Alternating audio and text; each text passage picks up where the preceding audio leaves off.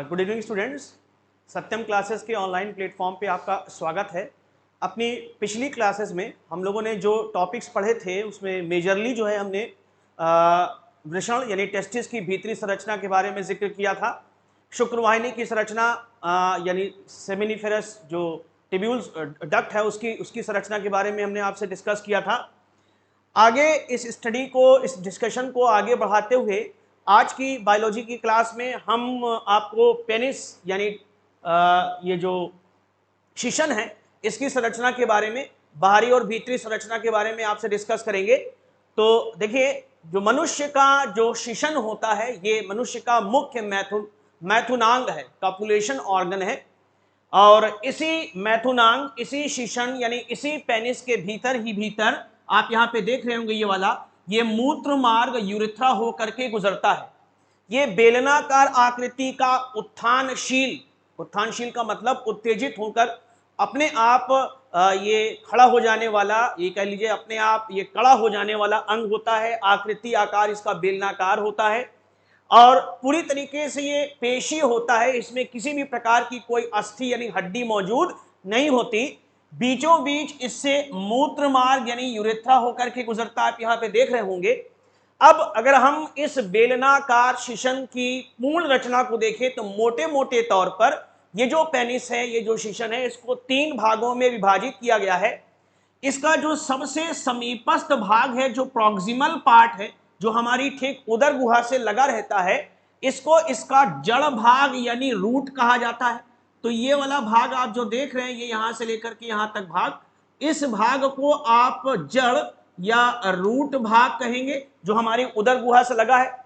और इसी रूट भाग, अब इसका बीच का जो ये बड़ा सा भाग होता है, ये वाला मेन पार्ट जो होता है, इसको हम शिशन काय यानी बॉडी ऑफ पेनिस कहते हैं। और इसका जो आगे की ओर दूरस्थ यानी डिस्टल पार्ट जो होता है, वहां वो थोड़ा सा फूला हुआ सा और थोड़ा सा चिकना पार्ट होता है, यहां आपने देखा होगा। इस भाग को हम लोग शिशन मुंड यानी ग्लांस पेनिस कहते हैं। तो मूल रूप से मोटे मोटे तौर पर ये जो बेलनाकार और उत्थानशील मैथुनांग है, कॉपुलेटरी ऑर्गन है नर मनुष्य का, ये 3 भागों में विभाजित है।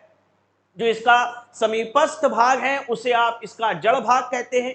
बीच वाला इसका अधिकांश भाग जो है उसे शिशन काय यानी बॉडी ऑफ पेनिस कहा करते हैं।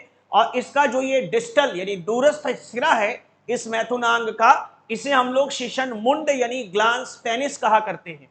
अब आगे बीचों बीच इसके ये मूत्र मार्ग जो कि लगभग 20 सेंटीमीटर लंबा है, उसकी बात हमने कल की, ये स्थित रहता है, इसी से होकर के गुजरता है।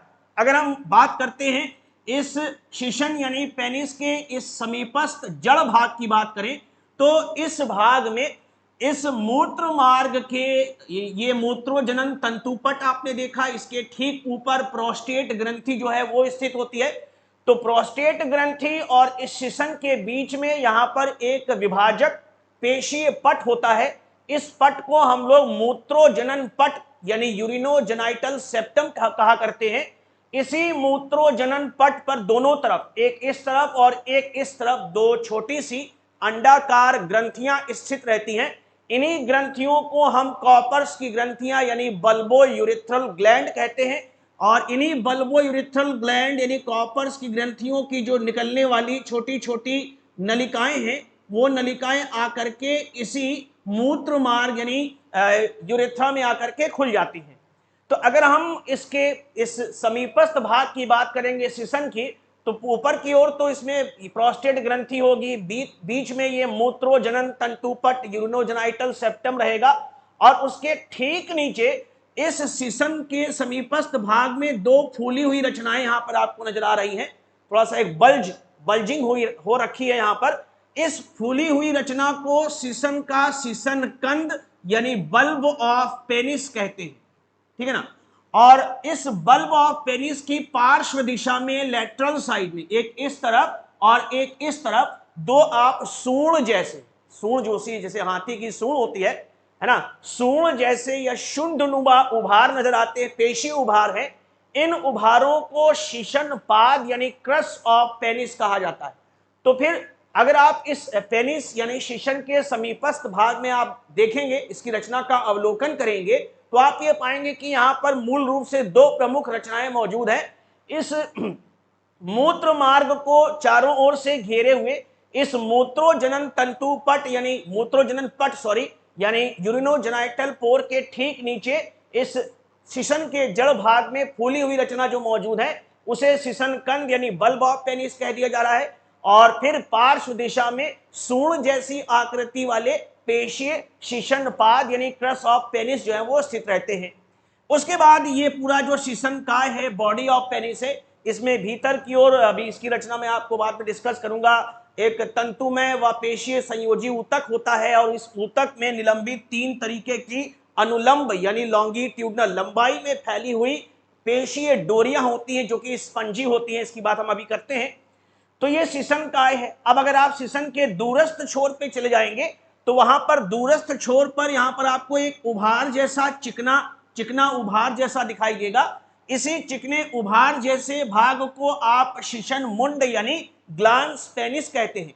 और इसी शिशन मुंड यानी ग्लांस पेनिस के अंतिम सिरे पर एक महीन से छिद्र द्वारा ये यूरेथ्रा यानी मूत्र मार्ग बाहर की ओर खुलता है। इस ग्लांस पेनिस यानी शिशन मुंड के सिरे पर मौजूद इस छिद्र को मूत्रोजनन छिद्र यानी यूरिनोजेनाइटल पोर कहा जाता है। तो ओवरऑल ये जो पूरी रचना है यहाँ पर देखा, इसके बारे में आपने जाना, ठीक है। अब अगर हम शिशन की बात करेंगे तो ये जो शिशन काय है इसके चारों तरफ एक ढीली ढाली त्वचा होती है। ये इस फिगर में हमको यहाँ पे देखने पे समझ में आता है। ये इसका ग्लांस पेनिस यानी वही शिशन मुंड यहाँ पर है। अब अगर ये आप इधर इसको ध्यान से देखिएगा, चारों तरफ ये शिशन काय की अपनी एक ढीली ढाली त्वचा होती है और जब ये त्वचा इस ग्लांस पेनिस इस उभार की तरफ पहुंचती है या इस उभार तक पहुंचती है तो यहां से ये त्वचा एक वलन, एक फोल्ड का निर्माण करती है और वो वलन इस शिशन मुंड के खोल को बनाता है। ये जो वलन है, त्वचा का वलन है, ये त्वचा का वलन इस शिशन मुंड के खोल को बना रहा, ठीक है ना।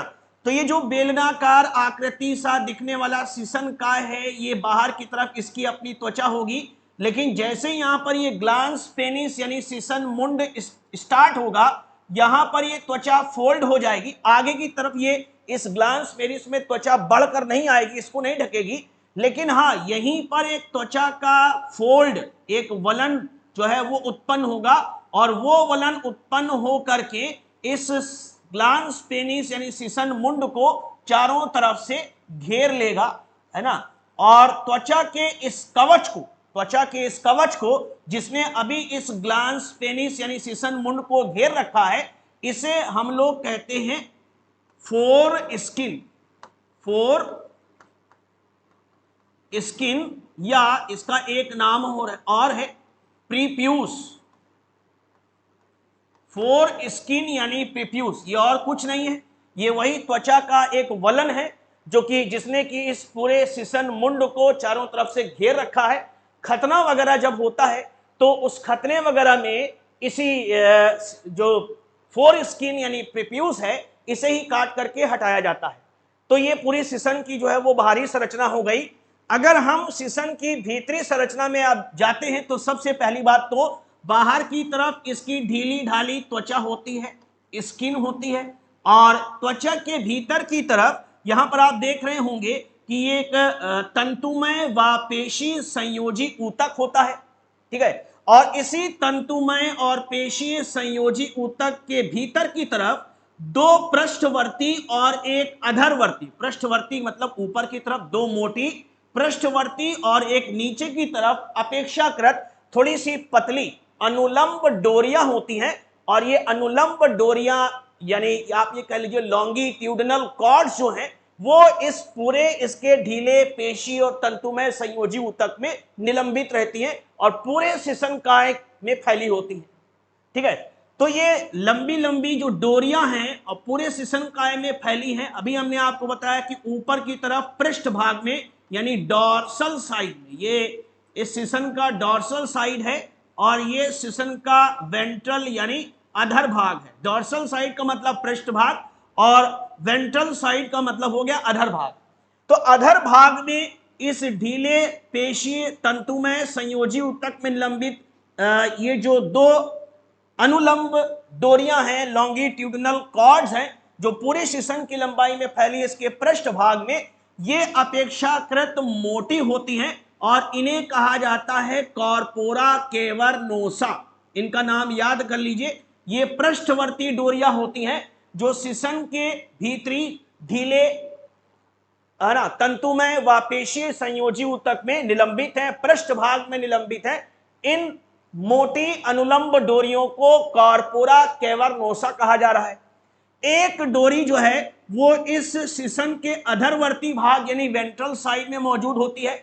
ये अपेक्षाकृत ऊपरी जो डोरियां हैं कॉर्पोरा कैवर्नोसा, इनसे अपेक्षाकृत थोड़ी सी पतली होती है और इसी अनुलंब डोरी के बीचों बीच यहां पर मूत्र मार्ग यानी यूरेथ्रा जो है वो स्थित रहता है। आप ये देखिए, ये एक डोरी, जैसे ये कॉर्पोरा कैवर्नोसा है, अब ये तो ठोस है, ठीक है ना। नीचे वाली जो डोरी है अधरवर्ती डोरी है यानी वेंट्रल जो कॉर्ड है वो अपेक्षाकृत कॉर्पोरा कैवर्नोसा से आकार में साइज में थोड़ा सा पतली हो गई और इसी के बीच से होकर के ये मूत्र मार्ग जो है वो आगे की ओर गुजर रहा है। इसको ध्यान देने वाली बात है।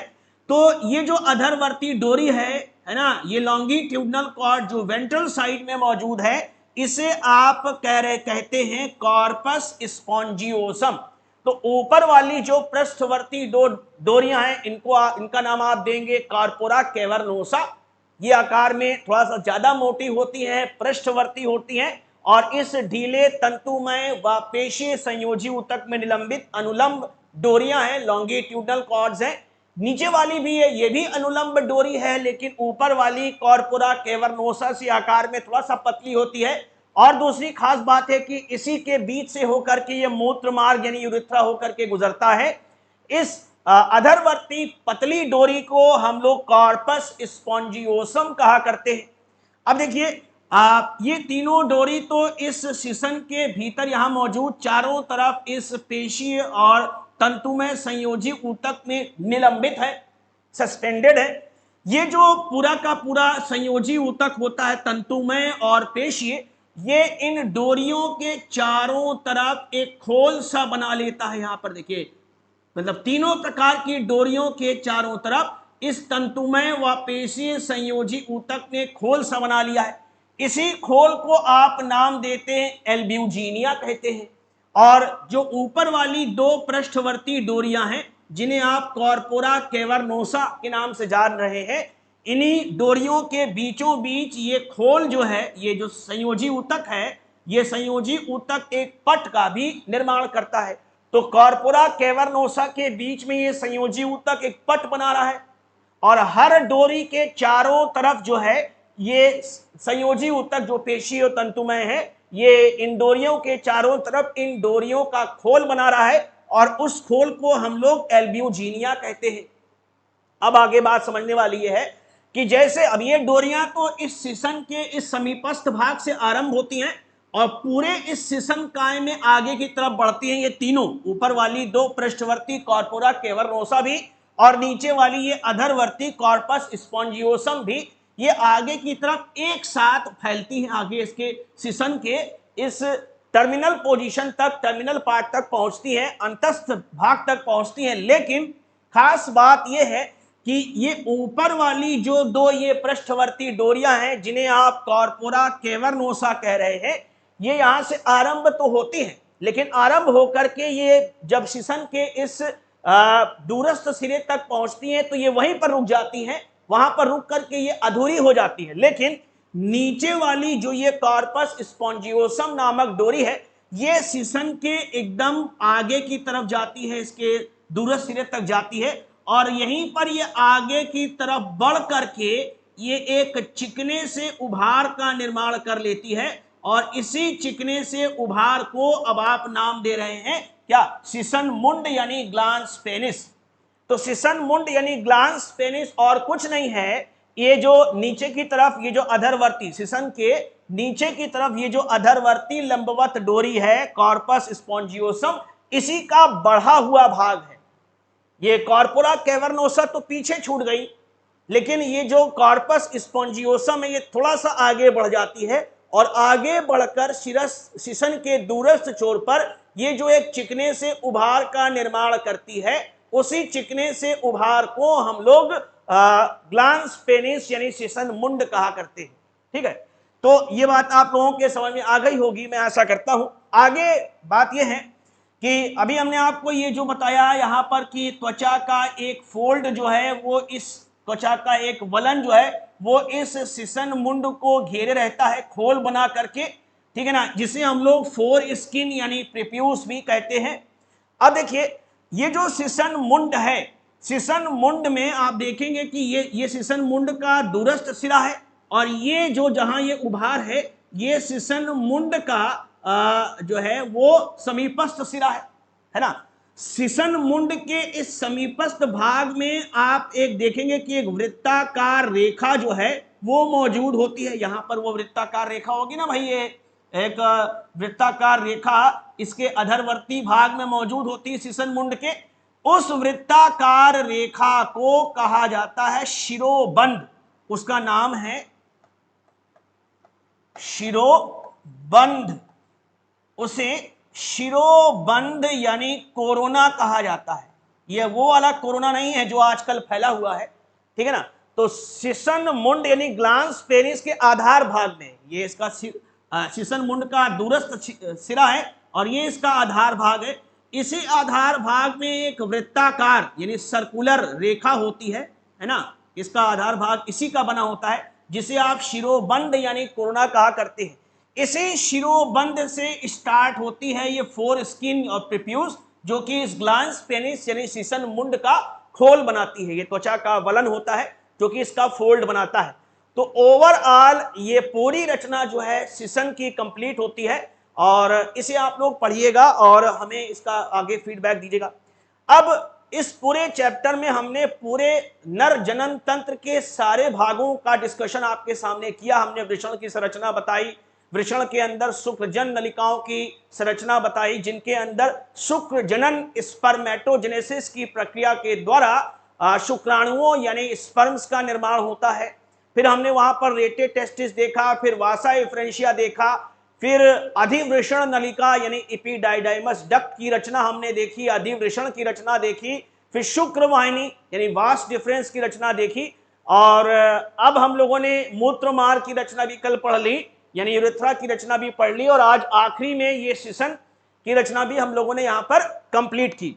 अब आगे का पार्ट जो हमें यहाँ पर टेक ओवर करना है वो इस नर जनन तंत्र का आखिरी भाग है जो हम लोगों ने आरंभ में लिस्ट बनाई थी। उस लिस्ट में हमने एक हेडिंग डलवाई थी आपको जिसमें था कि सहायक नर जनन ग्रंथियां, ठीक है ना। तो 3 प्रकार की सहायक नर जनन ग्रंथियों के नाम वहां आए थे। उन्हीं सहायक नर जनन ग्रंथियों के बारे में अब हम यहां पर आपसे डिस्कस करेंगे। जहां तक उस लिस्ट की बात है तो उस लिस्ट में मैंने आपको 3 सहायक नर जनन ग्रंथियों के बारे में बताया था, ठीक है। तो पहली जो सहायक नर जनन ग्रंथि जिसे आपको पढ़ना है उसका नाम है शुक्राशय, जिसे हम लोग सेमिनल वेसाइकल कहा करते हैं। तो जो 3 प्रकार की ग्रंथियां हमने वहां नाम लिया था उसमें पहली जो ग्रंथि थी उसका नाम है शुक्राशय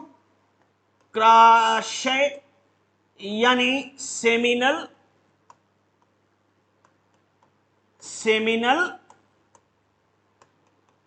वेसाइकल। संख्या भी मैंने इसकी डिस्कस की थी अपने पिछले लेक्चर में। ये संख्या में एक जोड़ी यानी 2 होती हैं कुल मिलाकर के, तो संख्या में 2 होती हैं और इनकी स्थिति भी हमने यहाँ डिस्कस की है। फिर भी एक बार मैं फिर से इनकी इस पूरी रचना को यहाँ पर इनकी स्थिति को डिस्कस करता हूँ। देखिए इधर मनुष्य के शरीर में आप लोग जानते हैं कि 2 वृक्क यानी 2 किडनियां पाई जाती हैं, है ना, दाईं किडनी और बाईं किडनी। और इन किडनी यानी इन वृक्कों से निकलती है मूत्रवाहिनियां जिन्हें आप यूरेटर कहते हैं और ये मूत्रवाहिनियां नीचे की तरफ जाकर के थैली नुमा रचना में खुल जाती है।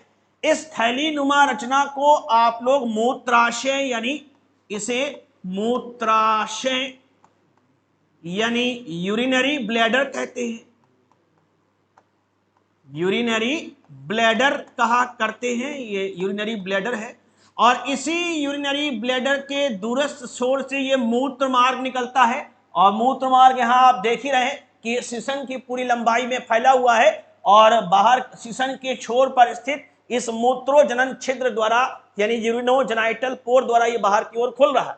अब देखिए यहां पर ये देखने वाली बात है कि ये जो मूत्राशय है यानी ये जो यूरिनोजेनाइटल यूरिनरी ब्लैडर है, इसके पीछे की तरफ, ये तो आप इसका सामने वाला पार्ट, सामने वाला एरिया देख रहे हैं, इसके पीछे की तरफ अगर आप देखेंगे, यानी हम अगर इसको पलट दें और पलट करके इसका पश्च सिरा दिखाएं, तो इसके पश्च सिरे पर दो लगभग अंडाकार सी आकृति वाली, लगभग 5 सेंटीमीटर लंबी, 5 सेंटीमीटर लॉन्ग और बहुत अनियमित आकार वाली एक थैली नुमा रचनाएं जो हैं, एक जोड़ी इस यूरिनरी ब्लैडर यानी मूत्राशय के पश्च तल पर पीछे की तरफ स्थित होती हैं। इन्हीं थैली नुमा रचनाओं को, जिनकी लंबाई अभी मैंने आपको बताया कि 5 सेंटीमीटर लगभग होती है, ये अंडाकार सी होती है, इन्हें ही शुक्राशय यानी सेमिनल वेसाइकल कहा जाता है। यही सेमिनल वेसाइकल्स होती हैं। अब कल हमने डिस्कस किया था कि इन्हीं सेमिनल वेसाइकल की नलिकाएं निकलती हैं, इनकी अपनी अलग अलग डक्ट्स होती हैं, डक्ट यानी नलिकाएं होती हैं, और फिर नीचे से वो शुक्रवाहिनी वास डिफरेंस आती है। तो शुक्रवाहिनी जो है वो इन शुक्राशय नामक ग्रंथियों की नलिकाओं से आकर के जुड़ जाती है। अब शुक्राशय की नलिका और इस शुक्रवाहिनी यानी वास डिफरेंस के आपस में दोनों के जुड़ने से एक समान नलिका बनती है, और उस समान नलिका को हम लोग स्खलन नलिका यानी इजाकुलेटरी डक्ट कहा करते हैं। और वही मान लीजिए ये शुक्रवाहिनी आ रही है, शुक्रवाहिनी वास डिफरेंस, और यहां पर ये इस सेमिनल वेसाइकल यानी शुक्राशय ग्रंथि की नलिका है। दोनों नलिकाएं जब आपस में मिल गई तो एक कॉमन नलिका का निर्माण हो गया, ये वास डिफरेंस है, वास डिफरेंस हो गई, और ये शुक्राशय नामक ग्रंथि की अपनी नलिका ये हो गई। तो ये दोनों नलिकाएं जब परस्पर आपस में जुड़ गई तो एक कॉमन नलिका का निर्माण हो गया, एक कॉमन डक्ट का निर्माण हो गया। इसी कॉमन डक्ट को इजाकुलेटरी डक्ट यानी स्खलन नलिका कहते हैं। और आप यहां पर फिगर में देख ही रहे हैं कि इस तरफ की भी और इस तरफ की भी यानी दोनों ओर की ये जो स्खलन नलिकाएं हैं, ये इस मूत्र मार्ग में आकर के खुल जाती है। अब हम चूंकि शुक्राशय नामक ग्रंथि की संरचना और इसके नापजोख के बारे में आपको बता चुके हैं, इसकी स्थिति हमने आपको बता दिया कि ये मूत्राशय के पश्च भाग में लगभग 5 सेंटीमीटर लंबी बल खाई हुई सी यानी अनियमित आकार वाली एक थैलीनुमा संरचना के रूप में होती है। ठीक है, अब नाम से तो ये लग रहा है कि ये शुक्राशय, आशय का मतलब एक ऐसा पात्र, और शुक्राशय मतलब ऐसा कोई पात्र जो कि शुक्राणुओं का संचयन करे। तो नाम से तो ये लग रहा है कि शुक्राणुओं का संचयन करने वाली एक थैली है, लेकिन ऐसी कोई बात नहीं है। इसमें यानी शुक्राशय यानी सेमिनल वेसाइकल में किसी भी प्रकार से शुक्राणुओं का संचयन नहीं होता, बल्कि ये ग्रंथि एक पीले से, ये मतलब ये कह लीजिए एक येलो कलर्ड, पीले से, दूसरा ये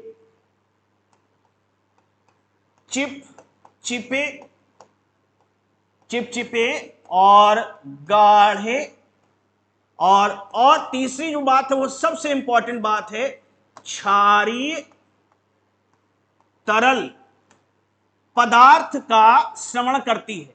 जब स्खलन होता है और इस मूत्र मार्ग से जब वीर बाहर निकलता है और वो वीर जब स्त्री की योनि में जाता है, तो उस वीर में इस शुक्राशय यानी सेमिनल वेसाइकल द्वारा स्रावित उस तरल पदार्थ का काफी कुछ अंश होता है। अभी हम बताएंगे कितना अंश होता है। तो वो जो तरल पदार्थ ये जब स्खलन के दौरान ये शुक्राशय जो थैलीनुमा संरचना है, थैलीनुमा ग्रंथियां हैं, जब स्खलन होगा, जब इजैकुलेशन होगा तो इनमें संकुचन होगा स्वायत्त तंत्रिका तंत्र के नियंत्रण में, और इनके द्वारा जो बनाया गया यानी सिंथेसाइज किया गया जो ये पदार्थ है, जिसका फिजिकल प्रॉपर्टी आप यहां देख रहे हैं कि ये पीले से रंग का है, ये बहुत चिपचिपा होता है, ये बहुत गाढ़ा होता है। खास बात ये है कि ये बेसिक नेचर होता है इसका, यानी इसका पीएच जो है वो 7 से ऊपर होगा। ये क्षारीय होता है, अम्लीय नहीं होता, यानी एसिडिक नहीं होता। इस तरल की मात्रा, काफी मात्रा इस वीर्य में छोड़ी जाती है। अब जब ये ग्रंथि शुक्राशय यानी सेमिनल वेसाइकल इजाकुलेशन के दौरान यानी स्खलन के दौरान इसमें जब संकुचन होगा, तो वो संकुचन, उस संकुचन के कारण ही ये जो पीला सा चिपचिपा गाढ़ा तरल पदार्थ जो है वो इसकी नलिका में आ जाएगा, और इसकी नलिका से होते हुए, ये स्खलन नलिका से होते हुए अंततः वो तरल पदार्थ पहुंच जाएगा कहां? वो तरल पदार्थ पहुंच जाएगा इसी मूत्र मार्ग में, यानी यूरेथ्रा में पहुंच जाएगा। अब जो ये तरल पदार्थ है इस ग्रंथि द्वारा यानी सेमिनल वेसाइकल द्वारा स्रावित किया जा रहा है स्खलन के दौरान, इजाकुलेशन के दौरान, वो पुरुष के वीर्य का यानी जो मेल है उसके सीमेन का यानी पुरुष के वीर्य का लगभग 60% पार्ट यानी 7% भाग बनाता है। और इस पदार्थ में जो कि पुरुष के वीर्य का 60% भाग बना रहा है, 60% पार्ट बना रहा है, इस पदार्थ में, पीले से इस पदार्थ में 3 तरीके के पदार्थ पाए जाते हैं।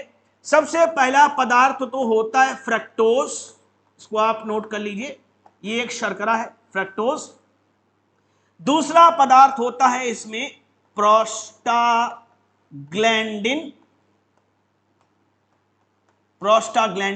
और तीसरे, ये नंबर बी है प्रोस्टाग्लैंडिन, और नंबर सी जो पदार्थ इस पीले से चिपचिपे गाढ़े तरल पदार्थ में मौजूद होगा उसे सेमिनोजेलिन प्रोटीन कहा जाता है, उसे सेमिनोजेलिन प्रोटीन कहा जाता है। तो ये 3 तरीके के पदार्थ जो इस शुक्राशय यानी सेमिनल वेसाइकल नामक ग्रंथि द्वारा स्रावित इस तरल पदार्थ में पाए जाते हैं। पहला पदार्थ जिसका नाम ये फ्रक्टोज शर्करा है। अब इसका कहीं ना कहीं कोई उपयोग होता होगा, तो चूंकि शुक्राणु सीमेन में यानी इस वीर्य में शुक्राणु होते हैं जो नर युग्मक कोशिकाएं हैं, और लैंगिक जनन में मानवों के इन शुक्राणुओं की बहुत अधिक महत्ता है। तो जाहिर सी बात है कि अब चूंकि शुक्राणु गतिशीलता भी प्रदर्शित करें तभी सामान्य नर जनन क्षमता विकसित हो पाएगी, अदरवाइज नहीं। बहुत से ऐसे पुरुष हैं जिसमें शुक्राणुओं का आकार और आकृति जो है बहुत सामान्य होती है, लेकिन उनकी गतिशीलता यानी उनकी मोटेलिटी कम होती है। तो चूंकि शुक्राणुओं के बहुत लंबा रास्ता तय करना पड़ता है, ये आते तो हैं वीर्य के साथ, ये शुक्राणु छोड़े जाते हैं स्त्री की योनि में, वेजाइना में, फिर इनको पूरे गर्भाशय को पार करके इन्हें फेलोपियन नलियों में जाना पड़ता है, और वहीं फेलोपियन नलियों में, फेलोपियन ट्यूब में, निषेचन में ये भाग ले पाते हैं। तो ये चूंकि गर्भाशय को पार करते हुए फेलोपियन नलियों में पहुंच सके, तो इनके अंदर गतिशीलता यानी मोटेलिटी काफी होनी चाहिए, और गतिशीलता को बनाए रखने के लिए इनको ऊर्जा की बहुत अत्यधिक आवश्यकता होती है। तो शुक्राशय यानी सेमिनल वेसाइकल द्वारा स्रावित ये जो क्षारीय तरल पदार्थ है, जो पुरुष के वीर्य का 60% यानी 60% भाग बना रहा है, इसमें मौजूद ये जो फ्रक्टोज शर्करा है, इसी फ्रक्टोज शर्करा का ये शुक्राणु यानी स्पर्म्स उपयोग करते हैं और एटीपी के रूप में ऊर्जा उत्पादित करते हैं अपनी गतिशीलता को बनाए रखने के लिए, अपनी मोटेलिटी को बनाए रखने के लिए। तो यहां पर फ्रक्टोज का काम तो यह हो गया कि शुक्राणुओं द्वारा ऊर्जा उत्पादित करने में इस फ्रक्टोज का उपयोग किया जाता है। दूसरा, इस तरल पदार्थ में जो दूसरा पदार्थ है उसका नाम है प्रोस्टाग्लैंडिन। जैसा कि अभी मैंने आपसे ये डिस्कस किया कि शुक्राणुओं की सक्रियता और गतिशीलता बनी रहनी चाहिए, उनकी एक्टिवनेस और उनकी मोटेलिटी लगातार बराबर बनी रहनी चाहिए, सो दैट कि वो वहां फेलोपियन ट्यूब्स में पहुंच सकें, फेलोपियन नलियों में पहुंच सकें, जहां वो अंडाणुओं यानी ओवम का फर्टिलाइजेशन निषेचन कर सके, ठीक है ना। तो वेजाइना में ये शुक्राणु निकलने के बाद फिर वेजाइना की जो सर्विक्स होती है ना, ग्रीवा भाग होता है, उससे ये गर्भाशय में प्रवेश करते हैं, यूट्रस में, पूरे यूट्रस को पार करके ये दोनों ओर मौजूद जो फिलोपियन नलियां हैं वहां पहुंचते हैं और वहां पर फिर ये निषेचन में भाग ले पाते हैं। तो ये जो दूसरा पदार्थ है प्रोस्टाग्लैंडिन नामक पदार्थ, जो कि इस तरल पदार्थ में, शुक्राशय की ग्रंथि के इस तरल पदार्थ में मौजूद है, ये इसका प्रमुख कार्य है कि शुक्राणुओं यानी स्पर्म्स की सक्रियता को बनाए रखने में महत्वपूर्ण भूमिका निभाता है। यानी जो शुक्राणु है उनकी मोटिलिटी बनी रहे, वो एक्टिव बने रहे, तो इस कार्य में ये प्रोस्टाग्लैंडिन जो है वो सहायक होता है। प्रोस्टाग्लैंडिन का जो दूसरा प्रमुख कार्य है, जब ये पदार्थ पहुंचता है स्त्री की योनि में, तो वहां पर ये स्त्री की योनि की जो पेशियां होती हैं, जो मसल्स होती हैं, उनके संकुचन को, उनके कॉन्ट्रैक्शन को प्रेरित करता है, जो कि मैथुन उत्तेजना को बढ़ाता है, ठीक है ना। दूसरा और तीसरा पदार्थ इस शुक्राशय नामक ग्रंथि के तरल में जो मौजूद है, उसे वो एक प्रोटीन होती है जिसे हम लोग सेमिनोजेलिन प्रोटीन कहते हैं। अब देखिए, जब यहां मूत्र मार्ग से होकर के जो वीर्य बाहर निकलेगा, जो सीमेन बाहर निकलेगा, वो अगर बहुत पतला हो गया तो बह जाएगा। तो वीर्य के पतलेपन को कम करने वाली ये प्रोटीन होती है जिसको हम लोग बोलते हैं सेमिनोजेलिन प्रोटीन, ठीक है ना। ये वीर्य के गाढ़ेपन को बढ़ाती है, उसकी विस्कोसिटी को बढ़ाती है, और साथ साथ में ये तो तीन पदार्थ हो गए। फ्रक्टोज का कार्य हो गया कि शुक्राणु इससे ऊर्जा प्राप्त करते हैं। प्रोस्टाग्लैंडिन का कार्य हो गया कि ये जो है स्पर्म्स को, शुक्राणुओं को एक्टिव बनाता है, उनकी सक्रियता को बढ़ाता है और स्त्री की योनि की पेशियों को संकुचित करवाता है। सेमिनोजेलिन प्रोटीन जो है वो वीर्य के पतलेपन को कम करके उसको गाढ़ा बनाती है। तो यही तीन पदार्थ जो है इस शुक्राशय नामक ग्रंथि की के द्वारा स्रावित किए जाते हैं इस मूत्र मार्ग में, इस स्खलन नलिका यानी इजाकुलेटरी डक्ट के द्वारा, जो कि क्षारीय होता है ना। अब इस पदार्थ का क्षारीय होने की क्या उपयोगिता है? देखिए, स्त्री की जो योनि होती है उसमें चारों तरफ उस योनि में जो उसकी श्लेष्मिक कला होती है, म्यूकस मेम्ब्रेन होती है, वो ढकी होती है श्लेष्म से, म्यूकस से, और फिर वहां पर उस म्यूकस में कुछ ऑर्गेनिक एसिड, कुछ अम्ल जो है वो स्रावित होते हैं, वो हम आगे डिस्कस करेंगे। वो अम्ल स्त्री की योनि की श्लेष्मिक कला में ढके हुए, इसको चारों तरफ से घेरे हुए श्लेष्म को अम्लीय बनाती है, एसिडिक बनाती है।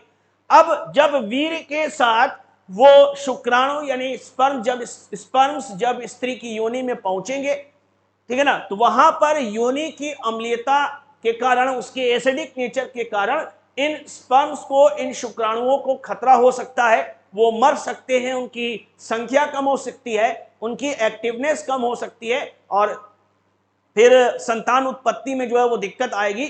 तो क्या है कि इस शुक्राशय यानी सेमिनल वेसाइकल द्वारा स्रावित जो पदार्थ, चूंकि ये पदार्थ क्षारीय होता है, तो जैसे ये पदार्थ वहां जाता है स्त्री की योनि में वीर्य के साथ मिल करके, तो वहां पर ये स्त्री की योनि की अम्लीयता को समाप्त करता है, और इसी के साथ ये पदार्थ वहां पर अम्लीयता को समाप्त करके शुक्राणुओं की यानी स्पर्म्स की सुरक्षा करता है, ठीक है।